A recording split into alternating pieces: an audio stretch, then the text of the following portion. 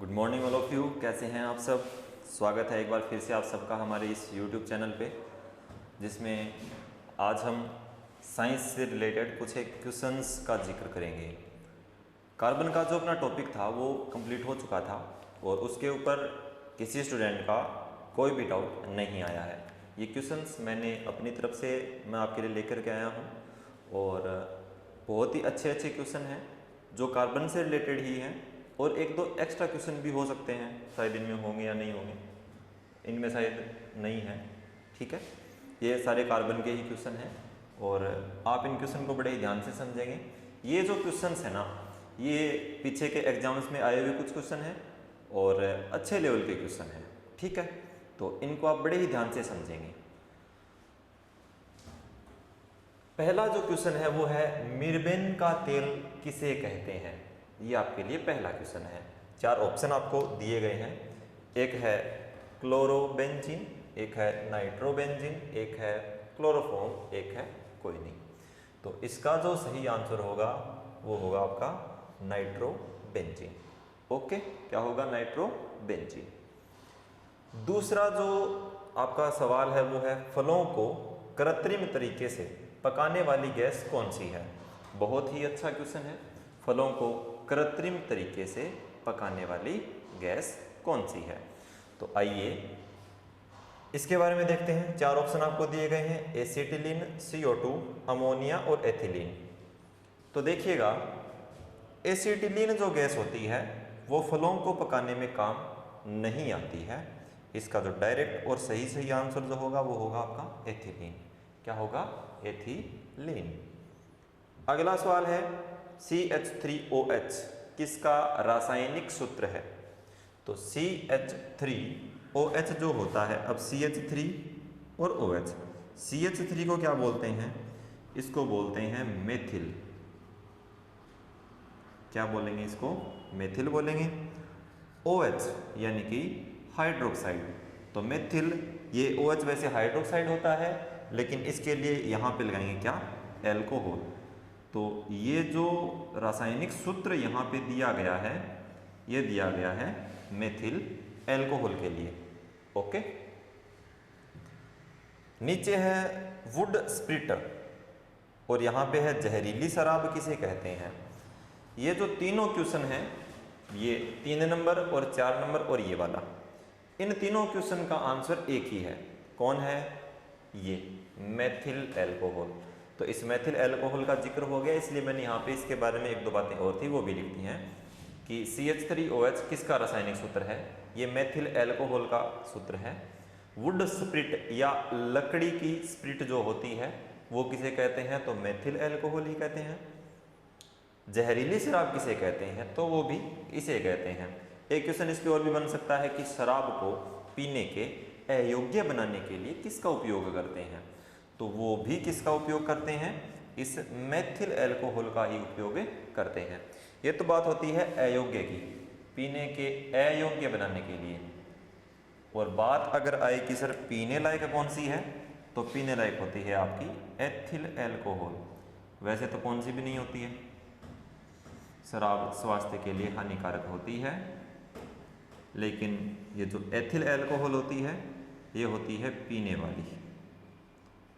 Okay, अब ये मत कहना कि सर तो खुद कह रहे हैं, ऐसा वैसा कुछ कोई बात नहीं है।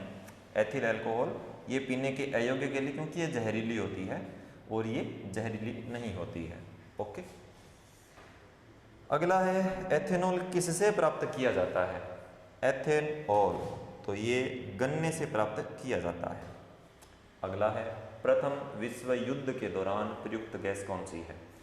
तो इसके दौरान जो प्रयुक्त गैस है उसका नाम है मस्टर्ड गैस।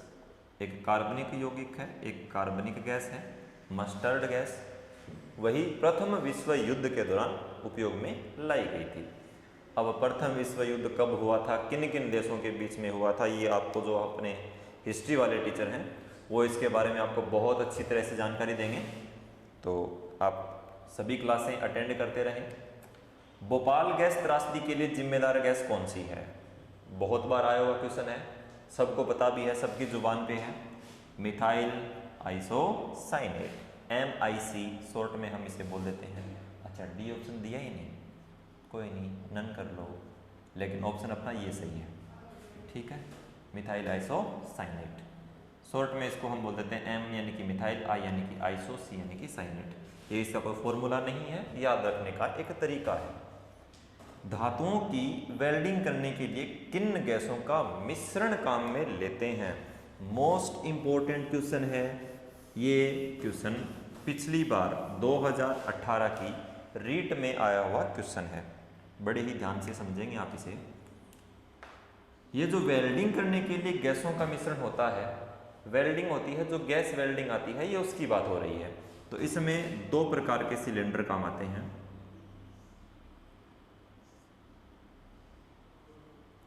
एक ये वाला मान लो,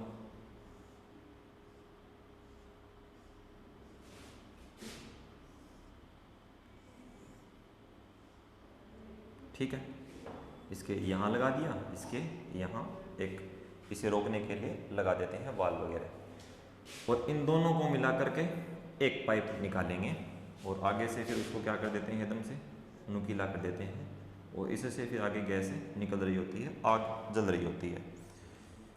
अब यहाँ पे जो आग जल रही होती है उसका जो टेम्परेचर आता है वो लगभग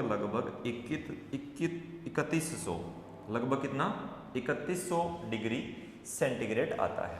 3100 जो क्या आएगा इसका, यानी कि 3100 डिग्री सेंटीग्रेड इसका क्या आता है, टेम्परेचर आता है। अब इन दोनों सिलेंडर के अंदर कौन कौन सी गैस भरी हुई होती हैं? तो एक में तो भैया भरी हुई होती है O2 यानी कि आपकी ऑक्सीजन, और एक में अभी मैंने आपको यहाँ पे बताया था, कौन सी, ये जो फलों को पकाने वाले नहीं, ये जो एसिटिलीन गैस यहाँ पे जो मैंने लिख रखा है ना, ये कहाँ भरी होती है, इस सिलेंडर में भरी हुई होती है। कौन सी गैस है? एसिटिलीन। ये जो एसिटिलीन गैस होती है वो इस सिलेंडर में होती है, O2 गैस दूसरे सिलेंडर में होती है। दोनों का मिश्रण कहाँ काम आता है? धातुओं को वेल्डिंग करने के लिए जो गैसें होती हैं उनमें काम आता है। तो एसिटिलीन यानी कि C2H2, ओके। ये जो ऑक्सीजन होती है ये एसिटिलीन की सहायक गैस के रूप में उपयोगी होती है, क्योंकि कहीं पर भी अगर आग लगी हुई होती है तो इसका मतलब ये कन्फर्म है कि वहाँ पर ऑक्सीजन तो उपस्थित है। ओके, तो आज के जो सवाल हैं वो इतने ही हैं। अब इससे आगे अपने एक नए टॉपिक की शुरुआत करते हैं। प्रयास रहेगा कि मैं आपके लिए रोज कुछ न कुछ क्वेश्चंस लेके आता रहूं नए नए, ठीक है। उसमें आपके डाउट्स हो सकते हैं, उसमें मेरी तरफ से भी कुछ क्वेश्चन हो सकते हैं। ओके, तो आप हमें लगातार अपने क्वेश्चंस भेजते रहिए और आपकी तैयारी को बहुत ही अच्छे तरीके से करते रहें, ठीक है। रसायन विज्ञान हम पढ़ रहे हैं और रसायन विज्ञान के अंदर अपना जो दूसरा टॉपिक है उस दूसरे टॉपिक का नाम है दैनिक जीवन में रसायन,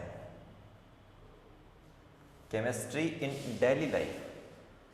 देखिएगा, ये शुरू करने से पहले हम बातें करते हैं कुछ देर। क्या क्या बातें करते हैं? रसायन विज्ञान जो है वो हमारे कहाँ कहाँ काम आती है। सुबह उठने से लेकर के और रात को सोने तक हम चारों तरफ से रसायनों से घिरे हुए हैं। जैसे सुबह उठते ही जो हम ब्रश वगैरह करते हैं, जो टूथपेस्ट काम में लेते हैं, उसके अंदर कुछ न कुछ पदार्थ होता है। बाहर से प्लास्टिक का एक आवरण होता है और उसके भीतर एक पदार्थ भरा हुआ होता है, वो हम काम में लेते हैं।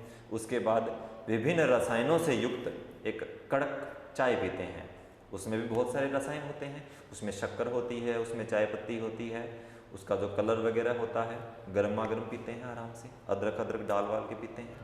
ओके, कोई बात नहीं, पियो भाई। उससे आगे चलो तो जब भोजन करते हैं तो विभिन्न प्रकार के रसायनों का उपयोग करते हैं, तेलीय पदार्थों का उपयोग करते हैं। वो सारा जो मैटर है वो कहाँ काम आता है? इस दैनिक जीवन में रसायन से संबंधित ही होता है। उसके बाद जो अब मान लो ये मार्कर है, इस मार्कर के अंदर स्याही भरी हुई है, तो वो भी एक प्रकार का क्या है? रसायन है। नहाते समय जो प्रसाधन साबुन हम काम में लेते हैं, जो क्रीम्स वगैरह हम काम में लेते हैं, वो सारा का सारा भी किसमें है, दैनिक जीवन में रसायन से संबंधित ही होता है। गर्मी के दिनों में सुगंधित पदार्थ अपनी बॉडी पे लगाने के लिए परफ्यूम वगैरह भी काम में लेते हैं, तो उनमें भी क्या है, ये रसायन ही है।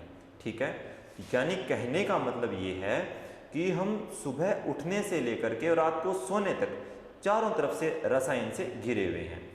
अब ऐसे में आप बताइए कि क्या हम रसायनों से अछूते रह सकते हैं? आप कहेंगे सर बिल्कुल नहीं रह सकते। क्यों? क्योंकि रसायन के बिना हमारा जीवन ही संभव नहीं है। कुछ लोगों का तो ये हाल है कि चाय पिए बिना भी मतलब हालत ख़राब हो जाती है। ठीक है, जैसे कि मैं। तो कहने का मतलब है ये जो दैनिक जीवन में रसायन है, वो सारा जो मैटर है जो हम डेली यूज़ करते हैं, वो सारा मैटर इसमें काम आएगा। ठीक है, अब देखिए हम कहाँ से शुरुआत करें इसकी। पुराने समय में आपने देखा होगा कि हमारे जो घरों में खाद्य पदार्थों को संरक्षित रखने के लिए, किसको, खाद्य पदार्थों को संरक्षित रखना एक हमारी परंपरा रही है। हम दालों को संरक्षित रख के छोड़ देते हैं कि वही दाल है, मूंग की दाल है, ये हमारे 12 महीने तक काम आएगी। ठीक है, अचार वगैरह बनाते हैं, ये इतने दिन तक काम आएगा। तो उनकी सुरक्षा का जो जिम्मा है, उनकी सुरक्षा का जो जिम्मा है वो भी रसायनों का ही होता है। कपड़े, सर्दियों के जो कपड़े हैं वो हम गर्मियों में रख देते हैं ताकि हम आगे वाली जो सर्दी आए तो उसमें काम में ले सकें, तो उसका जिम्मा भी हम रसायनों को देते हैं। उसमें हम कपूर वगैरह की, नीम की पत्तियां डालते हैं ताकि इनके कीड़े न लगें। कहने का मतलब ये है रसायन के बिना हम कुछ, यानी जीवन की कल्पना भी नहीं कर सकते रसायन के बिना। तो अब देखिएगा, शुरुआत करते हैं उसी नाम से जो मैं बार बार ले रहा हूँ, परिरक्षण। परिरक्षण खाद्य पदार्थों का परिरक्षण है, किसी चीज़ की सुरक्षा का जो जिम्मा है उससे। और उसके बाद हम विभिन्न प्रकार के जो पदार्थ हैं वो हम यहाँ पे पढ़ेंगे कि किस प्रकार प्रत्येक पदार्थ दैनिक जीवन में हमारे काम आ रहा है। ठीक है, तो टॉपिक थोड़ा लेंथी है, कम से कम इसकी 3-4 क्लासें होनी चाहिए। ओके, तो दैनिक जीवन में रसायन से संबंधित बहुत सारे क्वेश्चन हैं और बड़े ध्यान से समझना है इसे। जिनके साइंस काम मान लो नहीं भी आ रही है ना, तो ये टॉपिक तो उनके भी काम का ही है। ठीक है, ताकि उन्हें पता चले कि ये सारी जो चीज़ें हैं उनसे हम घिरे हुए हैं। वैसे भी मैंने आपको पहली क्लास में कहा था कि ये जो टॉपिक जब भी आएगा तो आपको बड़े ही इसे ध्यान से समझना है। तो ज़्यादा देर नहीं करते हुए हम इसे शुरुआत करते हैं। नाम मैं यहाँ पे लिखूंगा परिरक्षण।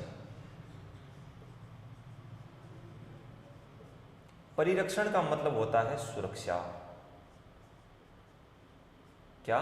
सुरक्षा। सुरक्षा हमें किसकी करनी है? तो आप कहेंगे सर अभी अभी आप बोल रहे थे कि हमें खाद्य पदार्थों की सुरक्षा करनी है, पहले खाएंगे पिएंगे, खाद्य पदार्थों की सुरक्षा, खाने पे ज़्यादा ध्यान देंगे। अब देखिएगा, खाद्य पदार्थों की जो सुरक्षा है वो हम क्यों करेंगे? क्योंकि भैया ये जो खाद्य पदार्थ हैं ये अपघटित न हो। क्या न हो? ये अपघटित न हो, ये खराब न हो, ये खट्टे न हो। इसके लिए हम क्या करते हैं? इन सारी चीज़ों की, किसकी? खाद्य पदार्थों की क्या करते हैं? सुरक्षा करते हैं। तो इनकी सुरक्षा करने के लिए मैं यहाँ पे 2 नाम लिख रहा हूँ। पहला नमक, दूसरा शक्कर। एक नमक है और एक क्या है? शक्कर है। मान लो आपने क्या किया, मैंने एक एग्जाम्पल लिए हैं, और भी बहुत सारे पदार्थ हैं। मान लो आपने पहले आप बोलेंगे सर हम नमक ले रहे हैं। क्या ले रहे हैं? नमक। तो नमक कहाँ डाल रहे हैं? आपने देखा होगा कि जो घरेलू गृहिणियाँ होती हैं वो अचार वगैरह डालने के लिए, ये जो अचार वगैरह डालने के लिए क्या काम में लेते हैं? नमक वगैरह काम में लेते हैं। अरे नमक डालते हैं कि नहीं डालते हैं? डालते हैं। नमक डालने का रीज़न क्या है?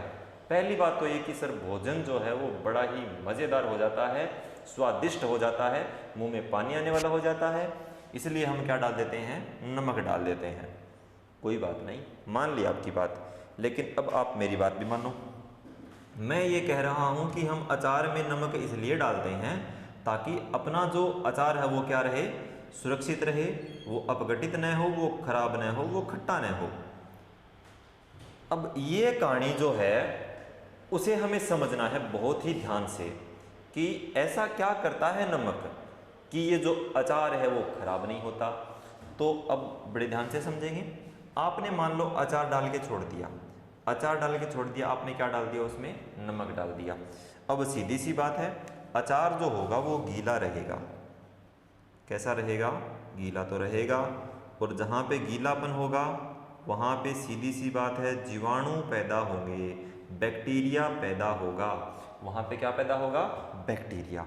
और बैक्टीरिया जैसे ही पैदा होगा तो ये चाहेगा कि मैं इस अचार को खराब कर दूं, क्योंकि इसकी प्रवृत्ति ही ऐसी है, ये चाहेगा कि ये अचार को खराब कर दे। लेकिन हमारे पास भी इस जीवाणु का एक दुश्मन बैठा है जिसका नाम क्या है, नमक। क्या नाम है, नमक। ये नमक क्या करेगा, ये जीवाणु और ये है नमक। अब नमक का जो जलीय विलयन होगा वो इस जीवाणु के शरीर के भीतर जो पदार्थ है, इस जीवाणु के शरीर के भीतर जो तरल पदार्थ है, इन दोनों का कंपेयर करते हैं। इन दोनों का जैसे ही कंपेयर करते हैं तो हम पाते हैं कि ये जो जीवाणु के भीतर वाला तरल पदार्थ है ये तो है भैया जी तनु, यानी कि पतला। और ये जो नमक का जलीय विलयन है ये कैसा है, सांद्र। कैसा है, सांद्र। तो ये तनु होने के कारण इस सांद्र के अंदर घुल नहीं पाता और इसलिए अपना जो अचार है वो खराब नहीं हो पाता। कहानी समझ में आई क्या, आगे क्या कहानी समझ में, क्योंकि ये तनु होता है और ये क्या होता है, सांद्र होता है। जैसे ही ये तनु वाला इस सांद्र के अंदर जाने का प्रयास करेगा तो ये मना कर देगा कि नहीं साहब हम आपको अंदर नहीं आने देंगे, ठीक है। तो ये बाहर का बाहर ही रह जाता है। तो अचार आदि पदार्थ खराब नहीं होते हैं। दूसरी कहानी है शक्कर की। तो शक्कर की कहानी को समझो। अब आपने कहा कि सर मान लो हम एक ऐसा अचार डालेंगे जिसमें हम नमक नहीं डाल रहे, ठीक है, कोई बात नहीं मत डालो, लेकिन उसमें मैं आपको राय दूंगा कि आप उसमें शक्कर डाल लो। क्या डाल लो, शक्कर। जैसे मुरब्बा होता है आंवले वाला, उसका जब अचार डालते हैं तो मैंने सुना है कि नमक वगैरह नहीं डालते, सुना है कि उसमें शक्कर वगैरह डालते हैं। डालने का रीज़न अचार स्वाद हो जाए, पहली बात। लेकिन दूसरी बात जो हम पढ़ना चाहते हैं वो, क्योंकि जीवाणु तो फिर से आएंगे, जीवाणु फिर से आएंगे।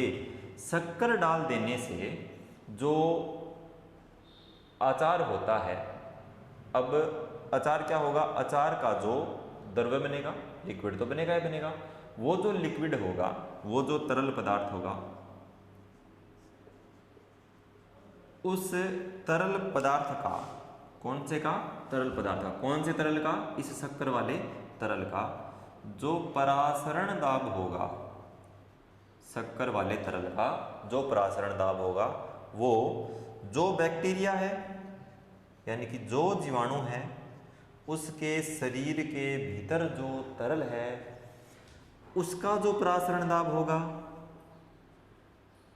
अब एक तो इस जीवाणु का परासरण दाब और इस तरल पदार्थ का परासरण दाब, तो इस परासरण दाब का मान ज्यादा होता है इस परासरण दाब की तुलना में, यानी कि इसका कम होता है और इसका क्या होता है, ज़्यादा होता है। तो ये कम वाला ज़्यादा की तरफ नहीं जा पाएगा। दूसरी बात ये भी है कि ये जो तरल होगा किसके अंदर, इसके भीतर जो तरल होगा उसे ये शक्कर जो होती है वो सोख लेती है। क्या कर लेती है, सोख लेती है और जीवाणु मर जाता है और अचार की क्या रहती है, सुरक्षा रहती है। तो इस प्रकार से पहले हम भोजन की सुरक्षा के बारे में हमने पढ़ा। अब हम अलग अलग पदार्थों के बारे में पढ़ेंगे कि कौन पदार्थ कैसा होता है, कौन कौन से पदार्थ और काम आते हैं। वैसे और भी बहुत सारे हैं, और भी बहुत सारी सुरक्षाएं हैं, धीरे धीरे हम सबको एक एक करके क्लियर करते चलेंगे। जैसे अचार में हम एसिटिक अम्ल भी डालते हैं, सिरका जिसे बोलते हैं, वो हम अमल के अंदर पढ़ेंगे। तो ऐसे कर करके हमने एक बहुत ही शानदार सीक्वेंस है, बहुत ही शानदार सीक्वेंस के साथ हम पढ़ेंगे सब चीज़ों को, और एक एक करके उनको क्लियर करते चलेंगे। ओके, तो पहला हम पढ़ रहे हैं जिसका नाम है NaCl। ये Na और ये Cl। अब इस NaCl का एक होगा साधारण नाम और एक इसका होगा रासायनिक नाम, यानी एक इसका होगा सिंपल नेम और एक इसका होगा केमिकल नेम। तो ध्यान से समझोगे, इसका साधारण नाम क्या होता है और केमिकल नाम क्या होता है। साधारण नाम तो इसे बोल देते हैं नमक। क्या बोल देते हैं?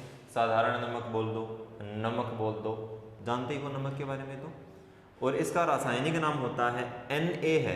क्या है? Na किसका प्रतीक होता है? तो आप कहेंगे सर ये सोडियम का होता है। किसका प्रतीक होता है? सोडियम का। और ये Cl है तो इसे लिखेंगे हम क्या? क्लोराइड। तो इसका जो रासायनिक नाम बन गया वो क्या बन गया? Sodium chloride. सब जानते हैं इसके बारे में, बहुत ही एक छोटा सा है, बहुत ही छोटी चीज़ है, सब इसके बारे में जानते हैं। अब हम इसके बारे में थोड़ा अध्ययन करते हैं कि ये होता क्या है। NaCl जो होता है वो हमें दो जगह से प्राप्त होता है।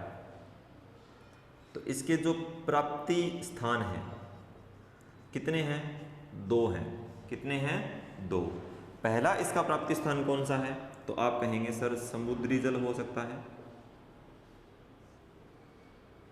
कहने का मतलब ये होता है कि खारा पानी। समुद्री जल मैंने इसलिए लिखा है ताकि वो खारा पानी याद रहे। और एक होती हैं चट्टानें। ठीक है, दो जगह से प्राप्त होता है। तो समुद्री जल से प्राप्त कर सकते हैं और चट्टानों से प्राप्त कर सकते हैं। लेकिन इन दोनों से, किससे? इन दोनों से जो नमक प्राप्त होता है वो कैसा होता है? वो होता है अशुद्ध नमक। कैसा होता है? यानी कि वो अभी भी खाने लायक नहीं है नमक, वो खाने लायक नहीं हुआ है नमक, वो अशुद्ध नमक है। कई बार अब आपने गर्मी में नहीं देखते क्या कि जिस कूलर में हम खारा पानी डालते हैं तो उसकी जालियों के अंदर नमक जम जाता है। तो कभी ऐसा करते हैं क्या कि मेरी सब्जी के अंदर नमक कम रह गया, रुको मैं नमक लेके आता हूँ। तो कूलर के पास गए, जाली से थोड़ा सा उतारा, सब्जी में छिड़क लिया, खा लिया। कभी ऐसा किया है क्या? नहीं किया, क्योंकि वो नमक शुद्ध नहीं होता है। वो क्या नहीं होता है? शुद्ध नहीं होता है, उसे शुद्ध करना पड़ता है।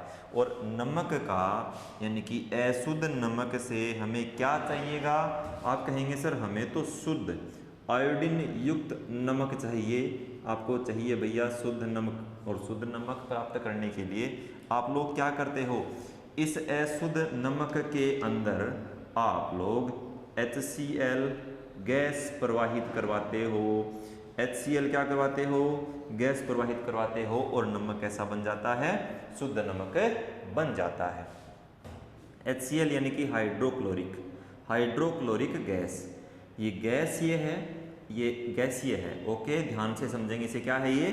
गैसीय है। हाइड्रोक्लोरिक गैस प्रवाहित कराते हैं और क्या प्राप्त कर लेते हैं? शुद्ध नमक प्राप्त कर लेते हैं। शुद्ध नमक प्राप्त कर लिया और आप बोलेंगे सर हमें वो एक आयोडीन वाला नमक सुना है, वो क्या सीन है? तो देखो यहाँ पे मैं लिख रहा हूँ आयोडीन युक्त नमक है। आयोडीन युक्त नमक। तो आयोडीन युक्त नमक का क्या सीन है? आयोडीन युक्त नमक का मतलब ये होता है, आप चौंक जाएंगे, ऐसा मतलब होता है इसका। देखना, इस नमक के तो 1 लाख कण, किसके? नमक के 1 लाख कण। और इस 1 लाख कण के अंदर जब हम एक कण किसका डाल देते हैं? इस आयोडीन का डाल देते हैं ना, तो ये क्या बन जाता है? आयोडीन युक्त नमक बन जाता है। तो बस इतना ही आता है उसमें नमक। आयोडीन युक्त नमक के अंदर 1 लाख तो होते हैं इस नमक के कण, और इस 1 लाख कण के अंदर जब हम आयोडीन डाल देते हैं तो ये एक कण किसका? आयोडीन का डाल देते हैं, तो वो क्या हो जाएगा? आयोडीन युक्त नमक हो जाएगा। अब देख लो, आप जो आयोडीन युक्त नमक खाते हो उसमें क्या सीन रहता है कि एक कण आता है, ठीक है, कोई बात नहीं, जैसा भी आता है ठीक है। ये तो हो गई नमक की कहानी कि नमक कैसे आया हमारे पास, इसको हमने शुद्ध कैसे किया। मान लो कोई पूछ ले कि ये जो आयोडीन है ये किस रंग का होता है, और मान लो आपको आयोडीन का रंग ही पूछ लिया, तो इस आयोडीन का रंग आपके दिमाग में शायद सफ़ेद सफ़ेद चल रहा होगा, उसको रोको, वो सफ़ेद नहीं है। आयोडीन का जो रंग होता है वो कैसा होता है भैया जी, काला होता है। कैसा होता है, काला होता है। आयोडीन का रंग कैसा होता है, काला। ओके, ये तो हो गई नमक के बारे में सामान्य बातें। अब इससे थोड़ा आगे बढ़ते हैं, नमक का उपयोग कहाँ कहाँ होता है। इधर आ जाएगा आराम से, देखिएगा ये जो नमक है इसके उपयोग, तो उपयोग सब जानते हैं नमक के, खाने में, पीने में, ठीक है। तो खाने पीने को छोड़कर और कुछ सोचो, पीछे चलो, अपने माइंड को थोड़ा रिवाइंड करो। पीछे पीछे मैंने अभी अभी आज की क्लास में शुरुआत में क्या नाम लिया था, नमक। और नमक कहाँ काम में लिया था, खाद्य पदार्थों की सुरक्षा में काम लिया था। कहाँ काम लिया था, तो एक पहला उपयोग खाद्य पदार्थों की सुरक्षा कह दो, परिरक्षण कह दो, आपकी मर्जी है, कुछ भी कह दो। दूसरा, खाने में स्वादानुसार, यानी कि आप स्वाद के अनुसार कभी थोड़ा कभी ज़्यादा काम में लेते हो। स्वादानुसार किस में, खाने में। ओके, 3 नंबर, आपने बर्फ फैक्ट्री देखी है, हाँ देखी है, बर्फ फैक्ट्री में इसे काम में लेते हैं। ओके, चौथा, गलन मिश्रण बनाने में, हड्डियाँ वगैरह गलाने के लिए इसे काम में लेते हैं। मृत पशुओं के साथ, जब मृत पशुओं को ज़मीन में गाड़ा जाता है तो उनके साथ हम नमक डालते हैं ताकि उनकी हड्डियाँ वगैरह जो हैं वो गल जाएं, अपघटित हो जाएं। 5वां इसका उपयोग खाद्य पदार्थों के परीक्षण में हो गया। मछली यानी कि मांस है, मछली है, उनके परिरक्षण में भी इसका उपयोग करते हैं। अब एक लास्ट उपयोग आपको बता रहा हूँ। हमने अभी तक साबुन और अपमार्जक पढ़ा नहीं है, लेकिन जब हम साबुन के बारे में पढ़ेंगे तो वहाँ पर इसका एक उपयोग आएगा। कुछ एक स्टूडेंट जो पहले पढ़ चुके हैं ऑफलाइन क्लासों में, उन्हें शायद पता भी होगा, लेकिन जो पहली बार पढ़ रहे हैं, ऑनलाइन पढ़ रहे हैं, उनको मैं बता देता हूँ कि जब हम साबुन और अपमार्जक पढ़ेंगे तो वहाँ पर एक नाम आएगा, साबुन का अवक्षेपण। क्या नाम आएगा, साबुन का अवक्षेपण नाम आएगा। तो साबुन के अवक्षेपण के लिए, किसके लिए, साबुन के अवक्षेपण के लिए, उसमें हम क्या डालते हैं, नमक डालते हैं। ठीक है, क्या डालते हैं, नमक। तो एक साबुन के अवक्षेपण में काम आता है, मांस मछली आदि के परिरक्षण में काम आता है, बर्फ फैक्ट्री में काम आता है, गलन मिश्रण बनाने में काम आता है, खाने में खाद्य पदार्थों की सुरक्षा में, और बहुत सारे उपयोग हैं।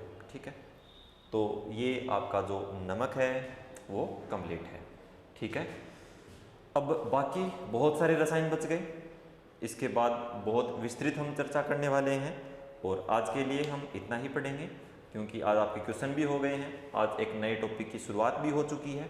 ठीक है, तो थोड़ा थोड़ा करके हम रोज़ पढ़ते जाएंगे। ओके, ठीक है भैया, ध्यान रखेंगे अपना, टेक केयर, और साथ साथ में तैयारी करते रहें, घर पे रहें, सुरक्षित रहें, और जो मैटर आपको करवा दिया है उसे लगातार और कंटिन्यू पढ़ते रहें। क्लासें लगातार यूं ही जारी रहेंगी आपके लिए, आपको घबराने की कोई आवश्यकता नहीं है। ठीक है, तो आप अपनी तैयारी को कंटिन्यू रखें, क्लासें रिवाइंड करके देख सकते हैं, कोई भी चीज़ समझ में नहीं आती है पूछ सकते हैं, कमेंट बॉक्स में लिख सकते हैं। ठीक है, ओके, टेक केयर।